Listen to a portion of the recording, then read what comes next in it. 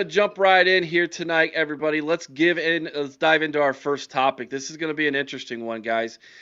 So, obviously, everybody is talking about the quarterback competition once again this season. It seems to happen every season or two at Ohio State, unless you've got a returning starter.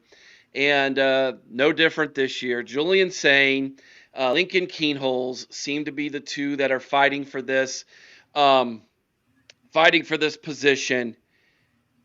However, I've got to ask the question: is this really a quarterback competition for real? Or are we just playing this for the semantics of it with the idea that we don't want someone to hit the portal? And so we're going to say it's a competition. And if by some act of God, Lincoln Keenholz pushes and maybe even competes to the level that, hey, maybe they need to rethink this, then okay. Or do you really believe this is a true quarterback competition? TG, you are our guest. You get to start first. Give us your thoughts. I think this is to make sure Lincoln Keinholz doesn't transfer because they have no depth in the quarterback room. That's what I think. Now, do I think it can be a legitimate quarterback competition? Yes, if Lincoln shows up and he actually improves, which from what I've heard he has been improving, but still I think Julian Sayin is the front runner. I think he's the guy. I don't think that Lincoln is going to win the job. I think Lincoln though will give him something to work on. And it's the same even with Taven St. Clair because it sounds like he's starting to put on some work. So again, I just think this is more of we need the quarterback depth. We need a guy who's been here. We need a guy that knows the system. We cannot afford to lose Lincoln. He's very important. So just let him think it's a competition. And again, it very well could be if Lincoln shows up. He shows up. It very well could be. But right now, I just think it's just let him think it's a quarterback competition so nobody transfers. JR, your thoughts, man. Yeah, I definitely think transfer is part of it. My other thought with it is that a competition breeds, improvement, and it makes everybody better around them too. And so that's what you want more than anything out of Julian saying right now is that there is competition, or out of Lincoln Keenholz right now is that there's competition with Julian saying that way he continues to keep pushing, keeps getting better. And who knows? I mean, Lincoln does have an athletic ability that that Julian saying most likely does not have. To be able to run the ball and some of that stuff. We saw it the year that Kyle McCord was there, that they brought Devin Brown in and had him be kind of the runner a little bit more in the red zone. I don't think we'll need that because I think Julian Sayin will have a little bit more juice to him than a Kyle McCord will, but you never know. So at the end of the day, you always need it to be a quarterback competition. You always need to be pushing each other, and maybe Lincoln Keenholz does improve enough and he does carve out a role for himself other than just, hey, here, hold this clipboard. Maybe he could actually find himself in a package or two and get himself into the game. All right, Chris. I actually I don't know Chris's opinion on this. I cannot wait. Go for it. This absolutely is a legitimate quarterback competition to see who's going to be number two behind Julian Sayin.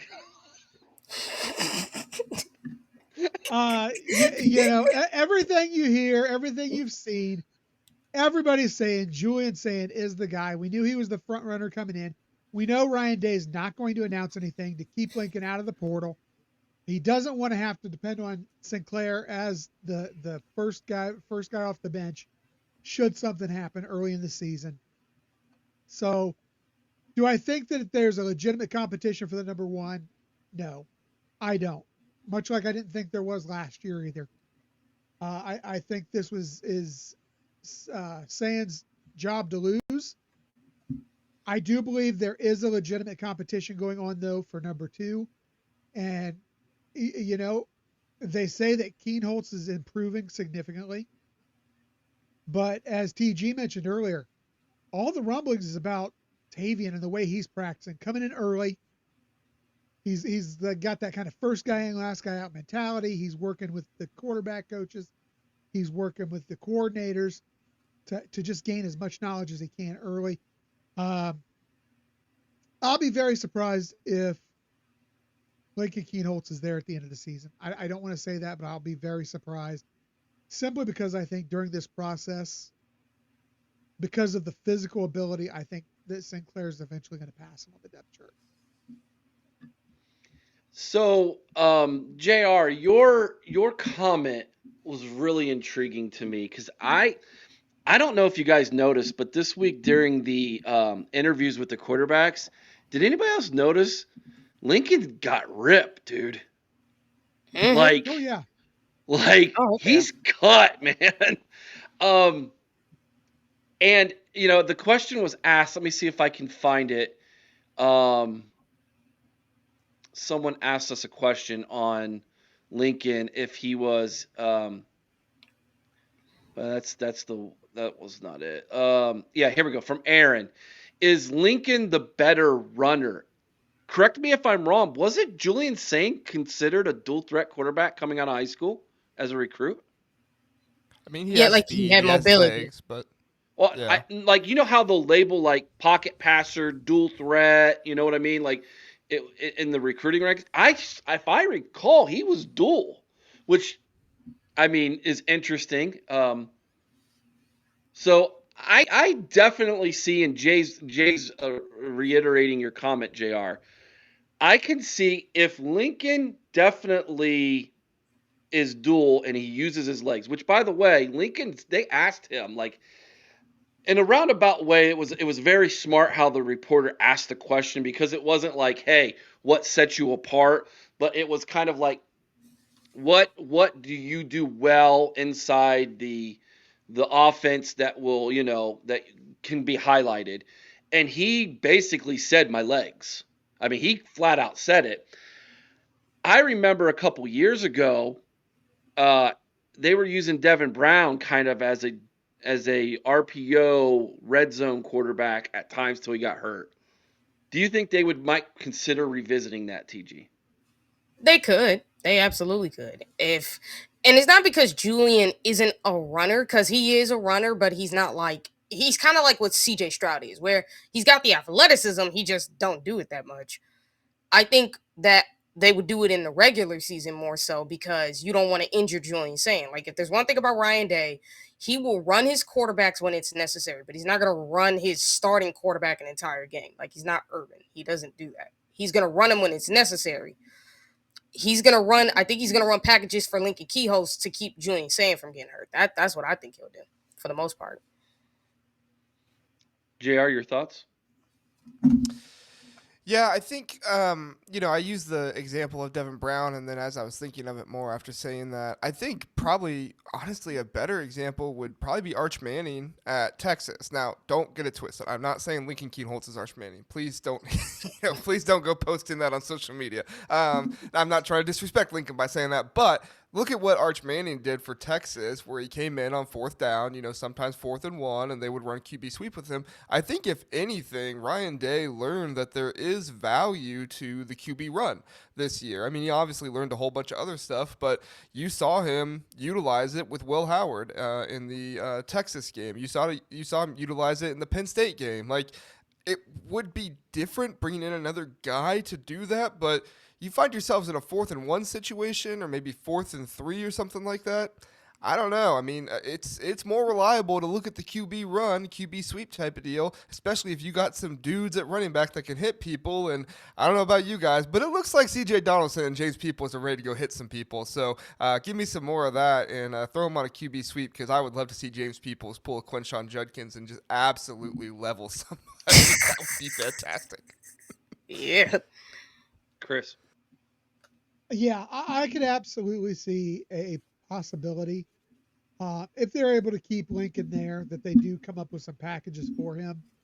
Um, Obviously, as TG had mentioned, you don't want to run a risk of injury. Ryan Day has always been overly optimistic, or I'm sorry, overly cautious, I should say, about running his quarterbacks. Um, so I definitely see a scenario where Lincoln could have a place.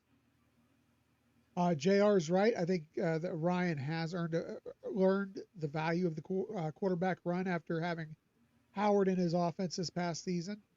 And I really don't know that. I mean, he's obviously the better option because as gifted as Sinclair is, I don't think you want to put a guy who could potentially be your future in 2 years out there to get beat up running the ball. And not only that, but he's not really, he's not. I don't want to say he can't run, but he's not. I don't think he's as gifted a runner as what Keinholz is. I don't think Ryan Day. I mean, okay, let's take Sinclair for a second. He's incredibly athletic, but he also has an amazing arm. Okay, Yes. I'm going to Mm. make a statement here, and without me seeing them in college in game on my television screen yet, just looking at measurables, highlight films from high school, and those things, I think the the set of skills that St. Clair brings to the table might be better than both the Julian Sayin and Lincoln Keinholz overall. Not saying that Julian Sayin doesn't have the arm talent, maybe that Sinclair, as far as release, speed of release, velocity, tight windows, you know, accuracy. I think Julian Sayin might be ahead of Sinclair right now, and he should be. He's had a year of development, but I think the total package, I think Taven St. Clair's ceiling might be higher than the other two, in just my opinion. Yeah. So that being said, Fair. I don't think Ryan Day wants to say, well, I'm going to use this one aspect of Tavian St. Clair in the offense, and that could actually stunt his development as a quarterback, right? So I agree with you, Chris. I think, and this is kind of a man. I really don't want people get the wrong impression here, but if he looks at Lincoln and says, "There's an aspect of Lincoln's game that I can use in the offense," and it happens to be his legs. Do you guys see what I'm getting at without really coming out and saying it and being rude to Lincoln? Like Mm. Lincoln, your game, you don't have as high of a ceiling, right? But I'll say this, and then I'll get your guys' impression of this comment. I think one of the reasons why Ryan Day is saying this is a competition is because he understands that Tavian St. Clair is not ready. He's a true freshman. He needs a year of development, at least a year of seasoning. Number two, if there's an injury to Julian, or Julian has some kind of mental block and starts to really falter, he's got a great backup to get this team to still be 10-2, 9-3. Agree or disagree, TG? I agree. And the thing is, I do think Ryan Day understands the value of the QB run. He's just very cautious about it because I mean, if you've seen with Justin Fields, he suffered like what, a knee injury, rib injury, and didn't he get his hip injured as well? So like that's pretty much why he's so cautious about running his quarterbacks because if the injuries that happen to Justin, that's one. But I do think this is why he will do this with Lincoln because he knows Taven's not ready. Now I'm gonna tell you what Tavian's ceiling is. Here's what people have said about his skill set. His running ability is like Justin Fields. His passing ability is like CJ Stroud. If he could develop both of them, if he could come along, he Gee, could be the Christmas. best all around quarterback. That I'm not saying that, but I can see where people are talking about from what I've seen of his film. His athleticism does kind of remind me of him. I'm not saying he's as good as Justin when it comes to athleticism, but he got it. He's got, and from what Ohio State coaches have said about him, he does have a CJ Stroud passing ability in a sense. So hey, this guy has it, but he's not there yet. He's not developed. So you got to let Lincoln go in there just in case because that's what you have to do. It's pretty much like what they did with Devin Brown last year. Like you think they were just going to throw Julian Sayin in there when they have Devin Brown who knows the playbook. He knows pretty much the team. He has chemistry with guys who are in that locker room. He basically has the skill set to keep them afloat if Will Howard was to get injured. That's what I think they'll do with Lincoln, just like they did with Devin Brown. No different. You agree, JR? Um, yeah. I think at the end of the day, it's just going to come down to whoever is providing you the most spark in some scenarios, and whoever's the most consistent. And if somebody does show that they have enough spark in certain areas, and they're going to find a way to get them on the field. At the end of the day, if you deserve to have it happen, it's going to happen. And I think that's the way Ryan Day is running things right now, and I approve of it. Chris? Yeah, I agree 100%. I think that like I said, I hope we keep Lincoln. That's the big thing, because I do think he gives you that valuable experience depth that's going to be required should something happen. I mean, right now, like TG was talking. I mean, we've got what? I mean, conceivably, we got Josh Allen sitting there on the bench with maybe a better arm, but he's a freshman. So you've got to have that experience, leadership, and depth if you're going to go far, especially if an injury happens. Either early on or come playoff time. I don't think you want Tavian in there this year. So, yeah, I $2 agree super 100%. chat from Bobby Mack. Sayin is at number one. Sayin is number one because he can read coverage as well. Yet the coaching Absolutely. I staff agree. marvels at his intellect as a quarterback, his ability to read defenses, his ability to go through that information quickly and then know where to go with the ball. They've been raving about that ever since he got to Ohio State. And Ryan Day loves that, right? I think what he lacks is something that unfortunately he can't really help, and that's just playing time. It's just game reps. That's Experience. yeah, it's just experience. Yeah. Now, what's going to be interesting to me is watch his development as a leader because Yes. the first time you're a starter, especially at that age when you're an underclassman, your leadership takes time to develop. So we'll see how that comes along. But yeah, that's assuming he wins the starting job. Now, Ryan Day's Beard wants to ask us a question. Thank you for the super chat, by the way, Bobby Mack. I appreciate that, my man. Keeping the lights on, brother. Ryan Day's Championship Beard. Do they bring in someone in the spring? Yes or no? And if so, what will be their approach in that, TG? I think they would, but it would mostly be for depth. Easily. That's all they would do it for, depth. Just like they did with who was that guy they brought in? Tristan Gebbia? Yeah, Tristan. Yeah, Tristan Tristan Gebbia. Gebbia. Tristan, okay, yeah, like Yeah, that's who they brought in just for depth reasons, right. but that's all it's gonna be, is just depth. There's got to be a quarterback out there somewhere, right? Who played his high school ball in Central Ohio, who's buried on a depth chart somewhere, who wants to be a coach one day, right? Yep. Like that guy exists somewhere, right? And so this Ohio State is like the perfect place to come do that. They've offered that before. I agree. What do you think about that idea, Jr.? Yeah, I mean, I think what do we see? The Oregon State transfer from a few years ago. To me, Yeah, Mm-hmm. that's the Yeah. exact prototype in this situation. Bring somebody in. Maybe he wants to be a coach. Maybe he, just wants to continue to get experience. And honestly, right now, this is an even better situation to come to and be a coach. Right? I mean, you become a graduate assistant at Ohio State.